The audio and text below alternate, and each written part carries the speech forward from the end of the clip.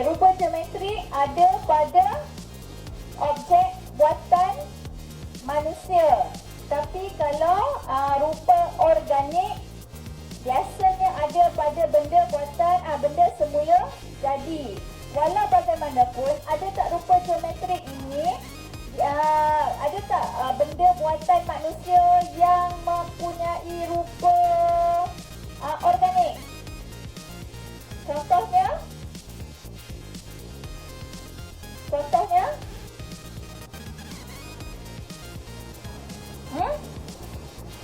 Acar, betul? Lagi? Kalau makanan, cekodok tu kan? Cekodok siapa buat? Kucing buat ke? Mesti manusia buat kan? Rupa dia apa? Okey, kalau cekodok bulat, kalau cucuk panggil apa? Cucuk udang. Kan rupanya organik. Tu siapa yang buat? Manusia yang buat. Jadi tak semua, cuma majoriti, kebanyakan benda buatan manusia mempunyai rupa geometrik. Okey, sekarang kita tengok rupa organik. Ada tak benda semula jadi mempunyai rupa organik? Apa? Ada ke tak ada?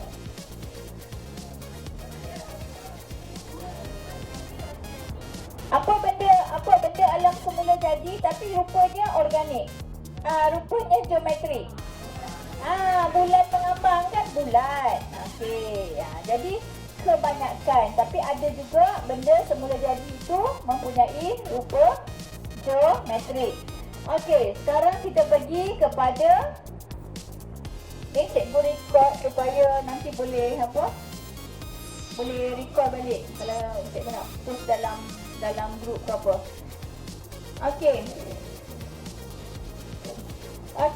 Seterusnya olahan rupa. Olahan rupa kita nak menghasilkan rupa. Okey, olahan rupa boleh dihasilkan dengan menggunakan imej positif atau imej negatif. Macam mana nak ingat? Imej positif dia mengutamakan imej, diwarnakan imej. Tapi kalau negatif dia mewarnakan latar belakang.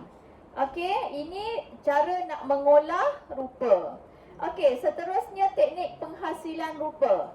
Teknik penghasilan rupa ada pelbagai. Antaranya yang paling penting kamu kena tahu ialah cara tindanan, cara pengurangan, cara gabungan. Apa maksud dia? Kalau tindanan ni Ya.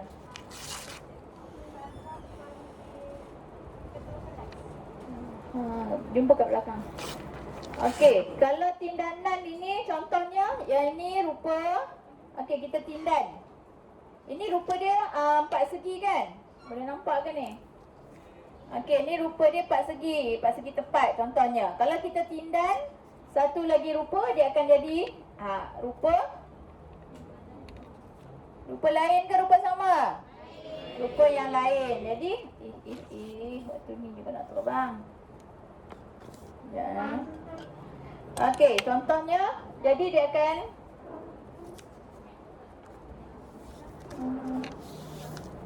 okey, tadi rupa 4 segi tepat. Okey, bila kita tindan dia akan jadi rupa yang lain. Jadi dia menghasilkan rupa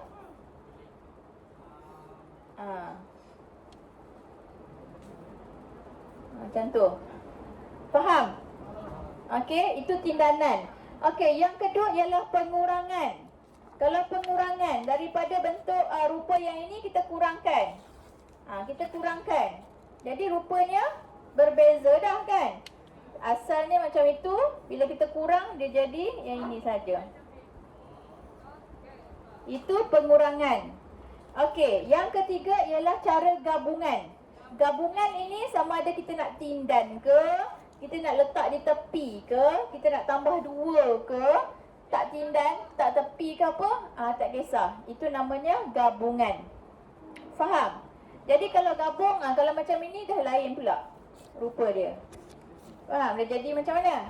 Jadi okey, jadi macam tu. Lebih kurang macam tu lah gabungan. Okey, sekarang penting tau, nampak je remeh tetapi kalau naik soalan takut kamu keliru. Okey, tindanan pengurangan gabungan. Okey, apa lagi yang penting tentang rupa? Kalau kita tengok, rupa boleh digabungkan menjadi bentuk tertentu.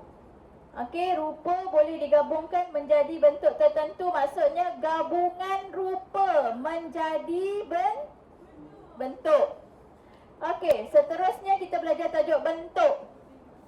Okey, kalau kamu tengok, bentuk terbagi kepada dua, iaitu bentuk ilusi dan bentuk konkret. Apa maksud ilusi?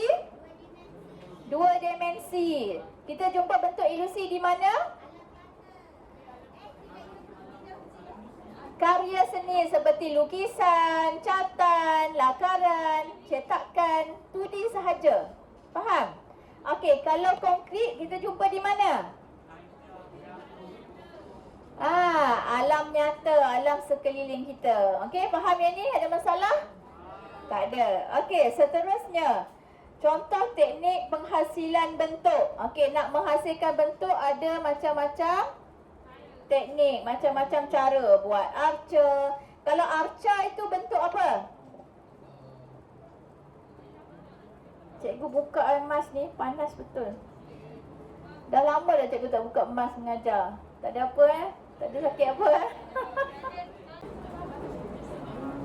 Sebab nak masuk kamera kan, kenalah buka emas. Jangan sakit apa-apa.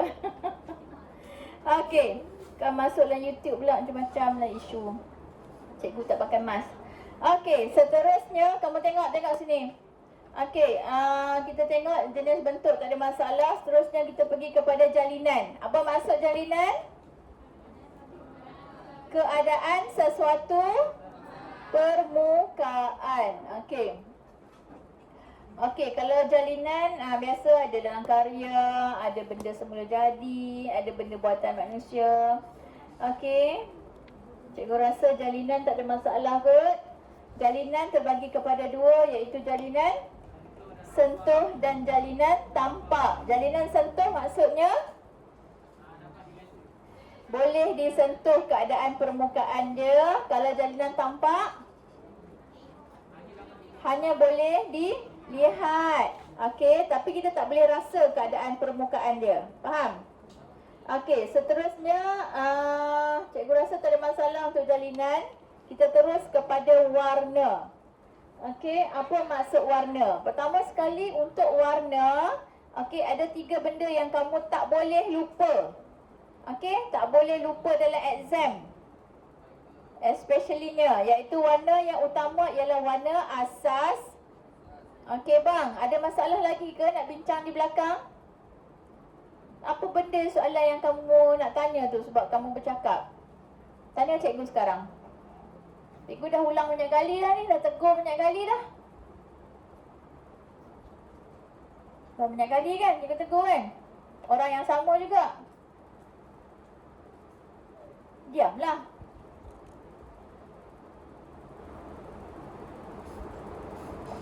Cikgu pun manusia.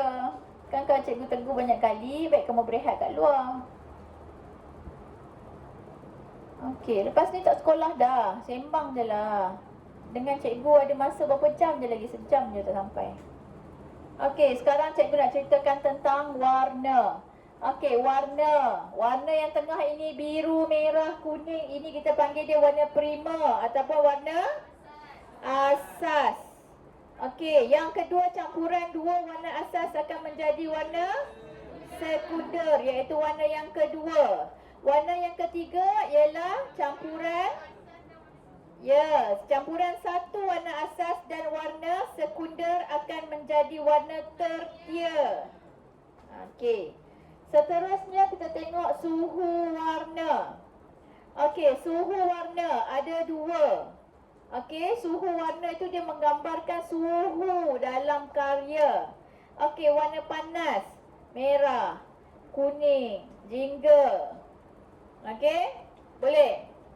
Okey, kalau ada pink, di sini dalam roda warna dia tak ada pink. Kalau ungu tu banyak merah, ungu kemerah-merahan boleh kategorikan sebagai warna panas. Okey, warna sejuk ialah warna yang kita rujuk sejuk di alam nyata. Seperti Ya, hijau. Hijau merujuk kepada apa? Pokok, daun-daun.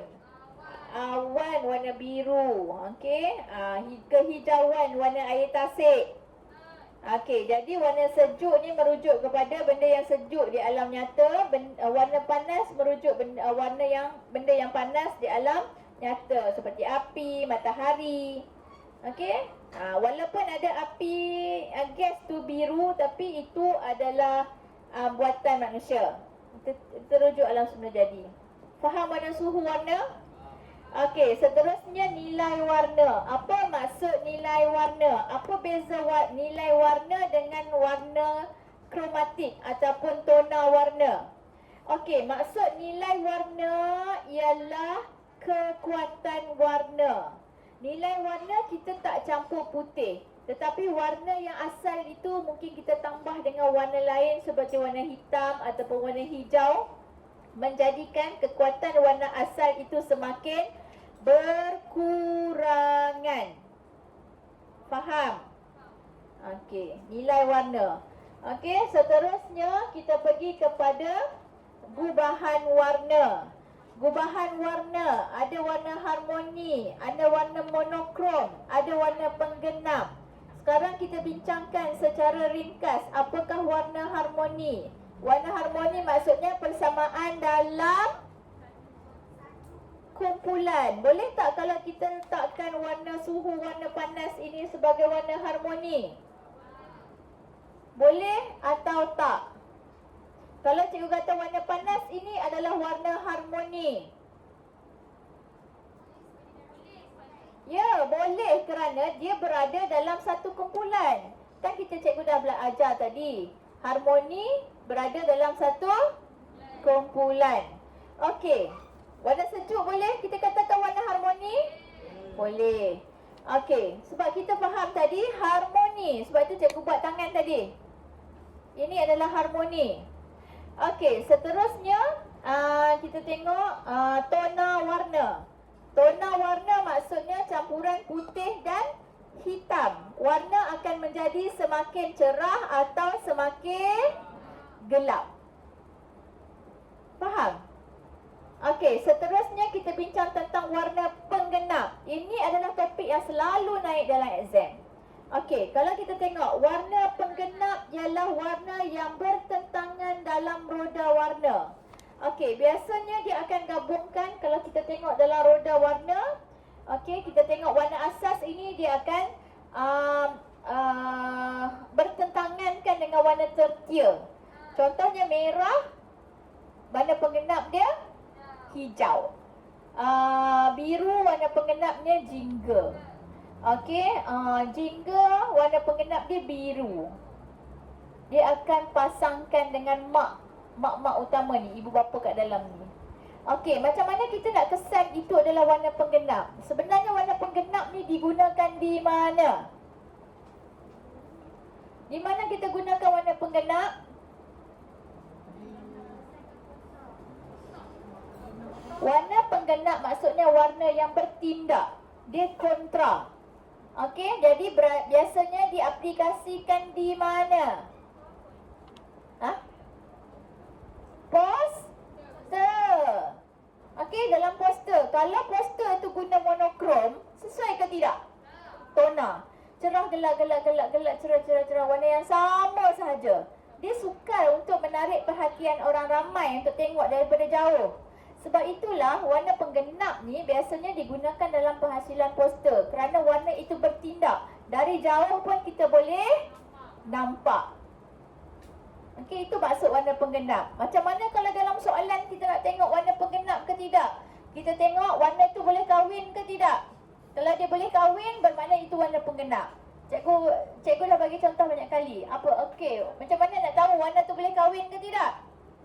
Okey, contohnya warna jingga dan warna biru. Contoh warna jingga dan warna biru. Okey. Warna jingga terhasil tak daripada warna biru?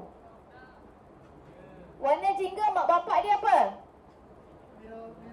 Merah dan kuning. Okey, kalau kita pasangkan dengan biru dia boleh kahwin tak? Boleh kahwin ke tidak? bukan daripada pasangan yang sama, mak bapak yang sama. Kalau hijau dengan jingga, dia bukan warna penggenap kerana mak bapak hijau siapa? Mak bapak hijau siapa? Biru dan kuning. Mak bapak jingga siapa? Kuning dan merah. Siapa mak asal dia? Kuning. Boleh kahwin tak? Tak boleh. Kalau tak boleh, itu bukan warna penggenap. Itu formula cikgu nak bagi kamu ingat. Faham? Dalam soalan kalau kata merah, kuning, kuning jingga, macam mana kamu nak tengok? Kamu semua warna macam kontra je. Cara nak tengok kalau dia ni boleh kahwin, dia tak terdiri daripada mak bapak dia, mana itu warna penggenap. Soalan ini soalan popular. Itu formula cikgu nak bagi kamu ingat. Faham ke tidak? Siapa yang tak faham? Siapa yang tak faham? Okey, apa yang kamu tak faham? Boleh kahwin ke tak boleh kahwin? Okey, cikgu bagi tahu ya. Warna, cikgu ulang balik. Tengok sini. Okey, warna penggenap ialah warna yang bertentangan dalam roda warna. Okey, biasanya dalam soalan dia akan tulis, dia akan tunjukkan merah, yang bertentangan warna penggenap adalah warna hijau. Itu adalah warna penggenap. Memang warna penggenap. Macam mana kita nak tahu itu adalah warna penggenap? Mak bapak hijau siapa? Biru dengan kuning. Ada kena-mengena dengan merah tak? Boleh kahwin tak? Boleh. Kalau boleh kahwin, itu adalah warna penggenap. Kau boleh tak kahwin dengan adik ke dengan mak seibu sebapa? Tak boleh kan, walaupun lain bapa. Faham? Okey. Kalau dalam soalan dia kata jingga, okey, jingga dan ungu, adakah itu warna penggenap?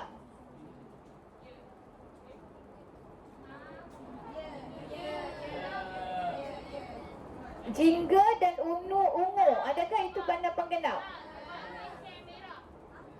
Apa mak bapak jingga, oren? Kuning dengan merah. Apa mak bapak ungu? Boleh kahwin ke? Kalau boleh kahwin, bukan warna penggenap. Itu cara nak ingat formula dia. Faham ke? Okey, tak faham balik tadi. Okey, dia tak jumpa dalam buku. Itu formula cikgu. Okey, seterusnya ruang. Okey dah. Okey, nanti kalau siapa tak faham PM. Okey, ruang. Kita tengok ruang. Apa maksud ruang? Ialah jarak antara objek. Senang je. Okey, jenis-jenis ruang. Okey, ruang. Okey, kalau kita tengok ruang, ada ruang ilusi, ruang fizikal dan ruang ilusi. Tutup sebelah supaya kamu tak confuse. Ruang fizikal ialah ruang yang sebenar, ruang nyata. Ruang ilusi, ya, dalam gambar. Okey, jadi ruang. Okey, kalau kita tengok ruang terbuka dan ruang tertutup. Ruang terbuka ataupun ruang tertutup. Ruang terbuka ialah ruang yang luas. Ruang yang tertutup ialah ruang yang sempit. Okey, ruang terbuka dan ruang tertutup berada di ruang ilusi ke ruang fizikal? Fizikal. Faham? Okey, faham ah? Okey. Ini adalah olahan ruang. Kalau kamu tengok olahan ruang, ruang ada, olahan tu maksudnya kita nak menghasilkan ruang dalam karya. Ada 3 benda jenis ruang. Ruang pertama, ruang rata. Ruang rata antara imej utama dengan latar belakang itu tidak jelas. Kamu nampak macam keliru. Kita tak tahu dia jauh ke dekat. Nampak macam sama saja. Itu kita panggil dia ruang rata. Yang kedua ialah ruang cetek. Objek utama dengan latar belakang adalah dekat. Faham? Okey, yang ketiga ialah ruang dalam.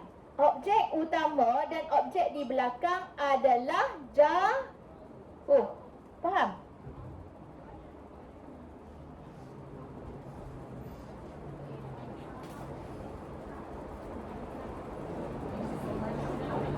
Itu cara kita nak mengolah ruang. Okey, kita nak mengolah ruang apa ni? Ruang ilusi ke ruang konkret? Ni kita nak ulang ruang rata, ruang dalam, ruang cetek ni ruang ilusi ke ruang konkret, ruang sebenar? Ruang ilusi. Okey, untuk menghasilkan ruang ilusi juga kita membuat ruang perspektif. Ruang perspektif ada 3 sahaja. Ruang perspektif 1 titik lenyap, 2 titik lenyap dan 3 titik lenyap. Okey, ruang 1 titik lenyap, macam mana kita nak tahu? Kita sambungkan sempadan utama dan berakhir pada titik yang satu sahaja, titik yang sama. Kita sambungkan, dia akan berakhir pada titik yang sama. Kan dalam soalan dah 2 kali dah kita bincangkan tentang macam mana kita nak tahu itu adalah perspektif. Okey, dalam soalan ujian memang banyak kali cikgu tanya. Okey, yang kedua cara kita nak menggambarkan ruang ialah melalui perspektif 2 titik lenyap. Macam mana kita nak tahu? Bang tengok, bagi tumpu perhatian ya. Tak tengok depan pun tak boleh, tengok buku kamu. Okey, ruang 2 titik lenyap maksudnya kita sambung dan bertemu pada 2 titik lenyap. Dan yang ketiga ialah 3 titik lenyap. 3 titik lenyap, okey, dia bersambung selalunya. Siapa yang nampak 3 titik lenyap ni? Siapa? Kalau terbang tu, siapa terbang atas langit? Bukan langsung, siapa? Superman kan? Kalau Superman tu dia terbang ke atas tu, dia tengok ke bawah, dia akan nampak bangunan ya. Superman dia terbang kat pekan je lah kan. Takkan dia masuk kampung Superman. Yang kampung tu Tarzan. Okey, dia tengok bangunan, okey, yang macam kuncup ke bawah. Itu satu perspektif. Lepas tu dia tengok tepi ada lagi, kiri ada lagi. Jadi itu 3 titik lenyap. Kena ingat yang tu. Boleh? Okey. Kan dengan kamu lenyap ni. Okey. Paksa diri nak dengar. Aku nak dapat A seni. Dalam otak kamu A. Mesti dapat A ni dah. InsyaAllah. Ya? Kalau dalam hati kamu kata, aku tak tahulah, aku tak confident lah. Memang tak confident lah. Dalam 2 minggu ni sentiasa aku dapat A. Okey, insya-Allah. Ya. Kalau kita aim high, kalau kita aim ke bintang, kalau jatuh dia jatuh kat bulan. Kalau kamu aim tingkat 3 je, jatuh ke lantai. Faham maksud cikgu? Tinggi, aim high, tinggi, aim kamu tinggi. Tapi kalau terjatuh, dia tersangkut di bulan atau di awan. Tak adalah dia jatuh ke debu ke lantai. Gitu. Faham? Cakap je tak apa. Okey, seterusnya. Okey, dah. Okey, sekarang kita masuk pada muka surat 16, iaitu prinsip rekaan. Ingat berapa cikgu buat tadi ni? Ni apa? Apa? Kontra dah. Baru tinggal berapa minit? Imbangan.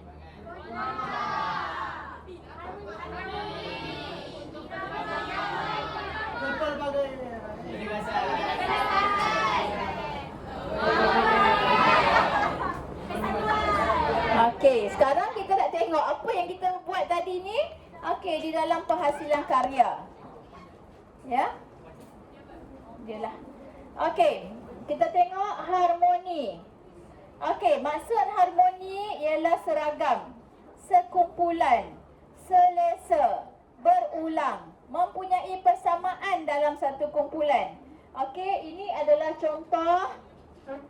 Kalau kamu tengok, ini adalah contoh harmoni dan contoh harmoni lah. Kenapa kamu kata hasil karya ini adalah harmoni? Tengok betul. Kenapa kamu kata hasil karya ini adalah harmoni?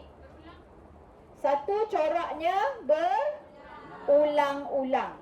Tapi dalam harmoni ni ada apa lagi prinsip rekaan? Sekali kalau dalam soalan dia tengok apa yang utama, kita tengok sama, seragam, itu adalah harmoni. Walaupun dia ada kecil, ada besar, tapi susunan dia berada dalam satu kumpulan, itu kita panggil dia harmoni. Tapi untuk menghasilkan harmoni, kalau dalam soalan kita tengok tiba-tiba tak ada jawapan harmoni, dia ada jawapan apa yang berkaitan di sini? Prinsip rekaan, kita bincang prinsip rekaan. Ya, irama. Ya, irama kerana ada imej yang berapa? Berulang. Okey, ada apa lagi selain daripada irama? Imbangan, ya, ada imbangan kiri dan kanan, bagus. Lagi? Ada pendengasan tak? Tak ada, sebab corak dia berulang. Penegasan maksudnya ada tumpuan. Tak apa, jawab salah tak apa, itu yang kita ingat nanti. Ada kontra tak? Apa maksud kontra? Berbeza, ada perbezaan tak dalam ni? Ya, Syafiq, kalau sama boleh nampak imej. Sebab ada kontra lah boleh nampak imej dia.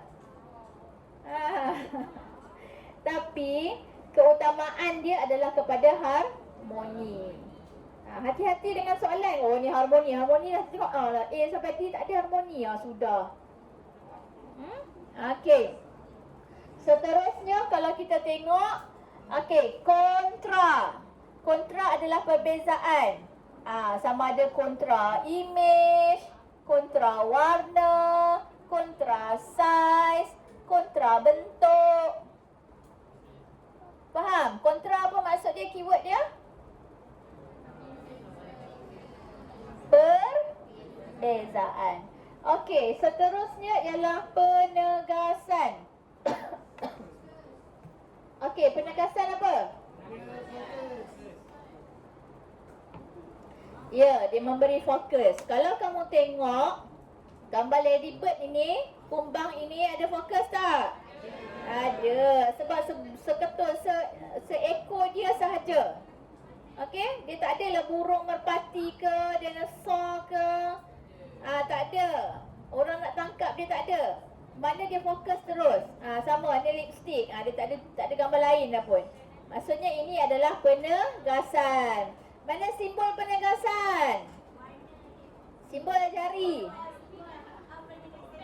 Okey, baik. Okey, seterusnya adalah imbangan. Imbangan macam mana? Okey, imbangan. Kita tengok persamaan antara kiri dan kanan. Imbangan ada imbangan simetri. Yang kedua ada imbangan tidak simetri. Imbangan simetri, bahagian kiri dan kanan adalah sama. Okey, kalau tengok imbangan tidak simetri, tidak sama. Okey, ini mudah. Okey, seterusnya irama dan pergerakan. Apa keyword bagi irama? Perulangan. Bila adanya perulangan, dia akan menimbulkan pergerakan. Okey, kalau kita tengok gambar ini seolah-olah bergerak-gerak. Ya, sebab dia ada perulangan. Tetapi ada juga karya yang ada irama tapi tiada pergerakan. Seperti gambar ini. Faham? Okey, baik. Bagus. Okey. Seterusnya, kepelbagaian. Kepelbagaian menggunakan pelbagai variasi, kombinasi. Senang dia ingat, digunakan macam-macam. Garisan, warna, jalinan. Tak semestinya dia guna 6 tu, tapi dia guna pelbagai elemen yang kita nampak dalam satu hasil karya. Boleh? Okey, seterusnya kesatuan. Mana dia simbol kesatuan? Ya, kenapa macam ini? Bersatu, sesuai, cantik. Satu tema, sempurna. Faham? Ya, jadi kalau kita tengok hasil karya ni, contohnya gambar air terjun. Okey, ataupun gambar apa? Poster. Okey. Ni air terjun ni gambar kawan cikgu lukis. Jadi tampak cantik, sesuai. Dia lukis batu, ada air terjun, ada pokok, sesuai, sempurna. Jadi ada apa? Kesatuan. Okey, seterusnya kita tengok. Okey, kita sambung nombor berapa tadi? Muka surat berapa tadi? Okey, struktur rekaan. Okey, sekarang kita sambung dengan struktur. Okey, struktur rekaan. Kalau kamu tengok struktur rekaan ini, cara kita nak susun atur rekaan ataupun image, especially kalau kita nak buat reka corak.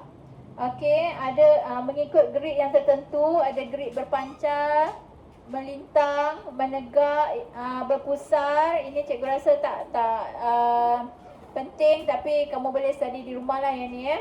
Okey, seterusnya yang selalu naik dalam exam. Okey, susunan image dalam rekaan. Okey, sama ada susunan batu-bata. Susunan batu-bata kalau kamu tengok macam batu-bata. Tahu batu-bata?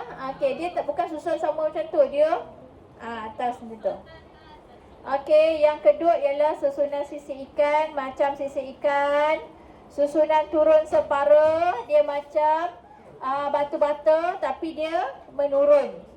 Itu namanya susunan separa. Okey, susunan menyerong, sengit. Okey, susunan orji, macam apa kalau orji? Macam bawang. Okey, tunggal satu sahaja. Boleh? Okey, setakat ini ada apa-apa soalan berkaitan asas seni reka dan prinsip unsur seni dan prinsip rekaan? Faham semua? Okey, kita pergi kepada tajuk yang kedua, iaitu bidang yang kedua, iaitu bidang seni halus. Kalau tengok dalam bidang seni halus ni ada 4. 1, lukisan, catatan, arca, cetakan. Okey, kita tengok satu persatu secara imbasan maksud. Lukisan, apa maksud dia? Hasil karya dia. Definisi ni tajuk-tajuk kecil. Aduh. Yang gelak lah definisi pula. Okey, apa maksud lukisan? Hasil karya yang menggunakan media kering sebagai media utama. Kalau dalam hasil karya lukisan itu majoriti media yang digunakan kamu guna pensel ataupun oil pastel. Ada sikit bahagian yang kamu guna warna cat air. Itu masih dikira catatan atau lukisan? Lukisan. Kerana majoriti ataupun media utama yang dihasilkan menggunakan media kering. Faham ke? Kalau hasil catatan tiba-tiba ada sikit yang kamu guris gunakan pensel warna ke, oil pastel ke, kita catatan ke lukisan? Catatan. Okey, faham ya? Catatan menggunakan media basah sebagai media utama, lukisan menggunakan media media apa? Kering sebagai media utama. Arca ialah karya seni yang mempunyai bentuk 3 dimensi ke 2 dimensi? 3 dimensi. Cetakan apa maksud? Karya seni yang boleh dihasilkan Berulang imej yang sama berulang-ulang kali. Okey, tentang lukisan. Okey, yang ini kamu boleh baca sendiri. Teknik lukisan ada titik-titik, ada gosokkan, ada silang pangkah, ada rawak, ada scribbling. Rawak ataupun scribbling tu sama. Dia conteng-conteng suka hati. Okey, kalau gosokkan, ingat tak kamu letak daun kat bawah, kamu gosok-gosok keluar gambar imej jalinan daun. Okey, itu teknik gosokkan. Silang pangkah, silang pangkah lah, silang garis-garis bangkah. Okey, tak kisahlah nak bangkah kat mana pun. Okey, seterusnya kita pergi kepada muka surat 22. Ini sangat penting, selalu naik dalam exam. Okey. Ada banyak aliran, tetapi aliran yang penting di sini yang selalu naik dalam exam, antaranya Renaissance. Apa keyword dia? Keyword Renaissance. Mementingkan kesempurnaan imej. Maksudnya imej-imej yang dilukis dalam gambar raja aliran Renaissance ini dia sempurna. Dia kalau lukis orang tu jadi orang, realistik, sempurna. Dia punya kadar banding tu sama. Faham ke? Okey, sekejap kita tengok. Okey, kalau kita tengok gambar Mona Lisa ni, okey, gambar Mona Lisa ni sempurna. Tak adalah dia nak hero-hero sengit-sengit kan. Okey, ini keyword untuk zaman Renaissance. Okey, aliran yang seterusnya realism.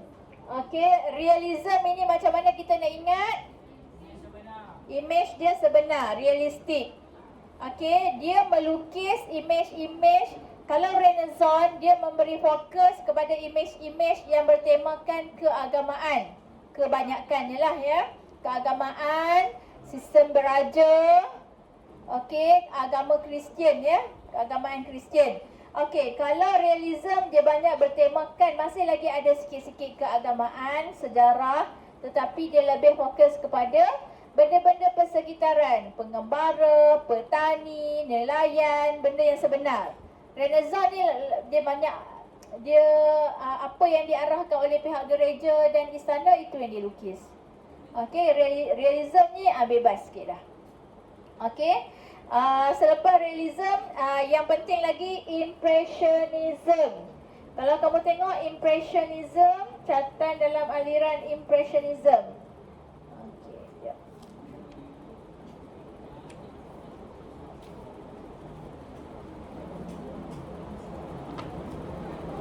Okey, impressionism ini keyword dia merakam cahaya. Okey, pada zaman ini pada zaman ini pengkarya-pengkarya melukis dalam jangka masa yang sekejap kerana dia nak merakam cahaya, jatuhnya cahaya pagi ke tengah hari ke petang ke. Okey, contoh yang lain kalau kamu tengok gambar Claude Monet ni daripada Impression Sunrise 1872. Okey, dia merakam jatuhnya cahaya matahari, mungkin waktu petang, waktu senja. Kalau sunrise apa? Pagi ke petang? Pagi. Jadi waktu pagi tu tak lama, dia sekejap je kan, kemudian matahari akan naik. Jadi dia nak merakam, nampak macam abstrak sedikit, tapi kita masih kenal bahawa itu adalah gambar laut, gambar matahari, ada kilang, ada, kita boleh kenal. Dia bukan abstrak, hampir abstrak. Okey, kalau kita tengok lagi gambar impressionism. Okey, impressionism ini lebih realistik sikit, tapi dia masih lagi tidak kukuh dia punya imej dia, sebab dia melukis dalam jangka masa yang sekejap untuk merakam cahaya. Tak semestinya rakam cahaya semula jadi, dia juga merakam cahaya lampu malam. Ada parti ke, ada birthday party ke, tengok ada cahaya. Dan lebih fokus imej-imej kepada perempuan-perempuan cantik dan juga kanak-kanak yang comel. Dia tak lukis muka buruk apa semua, dia tak berapa gemar. Yelah, kalau kita tengok aliran lain dia tak kisah pun. Lukis muka buruk ke apa, dia berfokus. Bukanlah tak lukis. Muka buruk tu bukanlah muka tak cantik, tak handsome. Maksud cikgu, dia tidaklah melukis gambar, dia melukis gambar-gambar yang menarik perhatian. Mestilah gambar perempuan yang cantik. Kalau lukis muka kau macam mana? Menarik juga. Bagi Chan. Okey, taklah. Maksud dia perempuan-perempuan ni kan, perempuan dengan lelaki, kalau lukis perempuan dengan lelaki mana-mana perhatian? Okey, perempuan lah. Perempuan pun suka tengok perempuan cantiknya. Okey, selepas, dengar sini. Selepas impressionism ialah post-impressionism. Post-impressionism ini zaman selepas impressionism. Post-impressionism masih lagi mengekalkan merakam cahaya, tetapi imejnya lebih abstrak. Agak dah longgar dah, semakin longgar. Ya. Okey, seterusnya aliran expressionism. Apa keyword untuk expressionism? Ekspresi tu apa? Luahan perasaan. Tak kisahlah marah ke, tak betul ke, ataupun rasa macam confused ke, keliru ke, tekanan perasaan ke. Jadi dia menggambarkan melalui karya. Yalah. Okey, kalau kamu tengok gambar ni, okey, gambar ini apa yang kamu nampak? Apa yang perasaan yang kamu tengok? Kamu rasa daripada gambar ni? Serabut. Pening. Kenapa kamu rasa pening? Pening. Kepala pening. Lagi? Apa lagi? Dia stres. Tengok. Dah lah muka dia macam tu kan? Lepas tu tengok latar belakang dia. Tengok latar belakang dia pun macam pening kan? Dia expression lah dia nak menggambarkan perasaan. Itu namanya expressionist. Okey, kalau cubism, apa keyword dia? Keyword untuk cubism, sayang dengar. Kotak. Okey, surrealism, apa keyword dia? Alam hayalan, alam mimpi. Suka hatilah nak gambarkan apa? Logik ke tak logik ke suka hati? Okey, seni pop.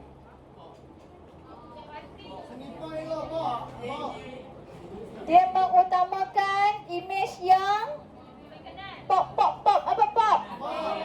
Popular. Alah, namanya pop rock. Popular, bukan seni pop. Okey. So, yang seterusnya seni ataupun seni optik. Dia memberi penumpuan kepada ilusi penglihatan. Nampak macam bergerak-gerak, macam masuk ke dalam. Itu nama seni op. Boleh ingat tak? Cubism. Expressionism. Surrealism. Impressionism.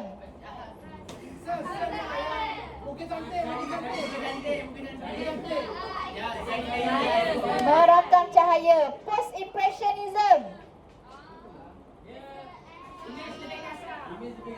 Tapi masih lagi mengekalkan konsep merakam cahaya. Realism. Benda objek-objek persekitaran. Renaissance. Bukan. Kesempurnaan imej. Ya, kesempurnaan imej. Imej dia lebih bertemakan apa?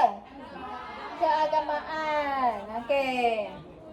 Okey, seterusnya kita pergi kepada teknik cat minyak. Ini cikgu dah ulang banyak kali. Okey, pointillism. Kamu sebut keyword dia. Okey, tengok sekali. Tutup buku. Okey, tengok. Kamu tengoklah sekali. Betul tutup. Cikgu tak apa. Tutup. Okey, pointillism keyword dia. Titik.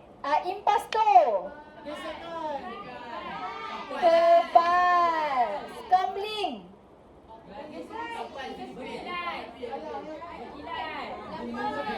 Merapu. Tengok sikit. Pointillism. Keyword dia titik-titik. Glazing. Sapuan yang nipis dan bukan berkilau. Okey, nipis sapuan dia. Nampak seolah-olah berkilau. Scambling, melembut. Lukis bunga, lukis gambar perempuan kulit cantik. Mona Lisa. Okey, impasto, warna yang tebal. Hard edge, permukaan yang kemas ataupun sempadan yang lurus dan kemas. Ala prima, warna yang spontan. Warna yang spontan suka hati. Nak letak biru ke merah pada pokok ke, mata warna jingga ke suka hati. Okey, sekarang tutup pintu. Tutup pintu pula. Tutup. Tutup buku. Bukan habis lagi. Okey, scambling. Keyword je cikgu nak dengar. Lembut. Impasto. Glazing. Pointillism.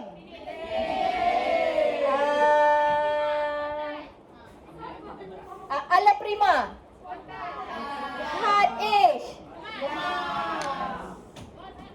Dah, habis dah? Dah, tepuk tangan.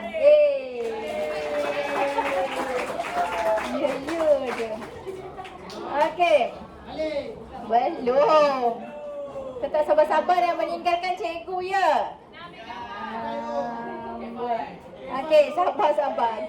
Kita akan balik dalam 5 minit lagi. Cepat-cepat. Okey, basah atau basah, basah atau kering, kering atau kering. Cikgu dah terangkan banyak kali. Ya, okey. Dalam kita pergi kepada arca. Arca ialah hasil seni berbentuk 3 dimensi. Okey, arca terbahagi kepada 2, arca berfungsi dan tidak berfungsi. Okey, arca berfungsi contohnya mempunyai kegunaan. Kalau tidak berfungsi, sebenarnya bukan arca tidak berfungsi, arca estetik. Kerana tumpuk penghasilan dia hanya untuk keindahan saja, tak ada fungsi tertentu untuk diletakkan di galeri. Arca terbagi kepada 2 iaitu arca berfungsi dan arca estetik. Boleh faham? Okey. Seterusnya. Okey, arca ada macam-macam teknik. Antaranya arca luakan. Luakan ni kita kurangkan. Ya, kita korek. Okey, arca yang kedua ialah arca binaan. Arca binaan kita membina. Semakin besar, semakin besar. Okey, arca assemblage. Menggunakan barang-barang terbuang. Arca instalasi memerlukan pemasangan, bercantuman ataupun dengar. Kalau dia letak gambar meja, nak kena ada kerusi, nak kena ada orang, itu namanya instalasi. Yang kelima arca stabil. Arca stabil ni ada apa? Tapak. Tu arca stabil tu. Tu arca stabil kat belakang tu ada tapak. Okey, jadi dia stabil. Okey, arca timbulan, dia keluar timbul daripada dinding. Arca acuan. Acu, macam mana acu? Macam itulah bentuknya. Okey, arca kinetik boleh bergoyang, bergerak, bergetar. Boleh faham? Alright. Okey, kita pergi kepada cetakan. Okey, cetakan maksudnya hasil karya yang boleh apa? Menghasilkan imej yang sama berulang kali. Okey, dengar. Cetakan ni ada 4 teknik yang penting sekali. Yang penting yang kamu perlu tahu. Yang pertama cetakan timbulan, yang kedua cetakan benaman, yang ketiga cetakan stensil, yang keempat cetakan planografi. Cetakan timbulan ada 3 yang utama ni. Yang macam ni apa? Okey, arca timbulan dia punya Macam ini sebab kita letak dakwat bahagian yang timbul. Kita korek lino ataupun kita korek apa? Kayu. Kita letak dakwat bahagian yang timbul. Ataupun kita letakkan kotak ke, kita lekatkan tali ke, kita letak dakwat bahagian yang timbul. Bahagian okey, bercetakan cetakan benaman. Sayang. Cetakan benaman. Benam menggunakan logam, plat logam. Kita letak dakwat bahagian yang terbenam. Okey, kita tak letak lagi pada permukaannya. Cetakan yang ketiga ialah cetakan stensil. Cetakan stensil, keyword dia apa? Dia ada ruang yang terbuka. Okey, kalau cetakan yang terbuka, tahu tak t-shirt tu kita tarik tu? Yang tertutup tak lekat dakwat, yang terbuka yang letak. Cepat. Okey, last.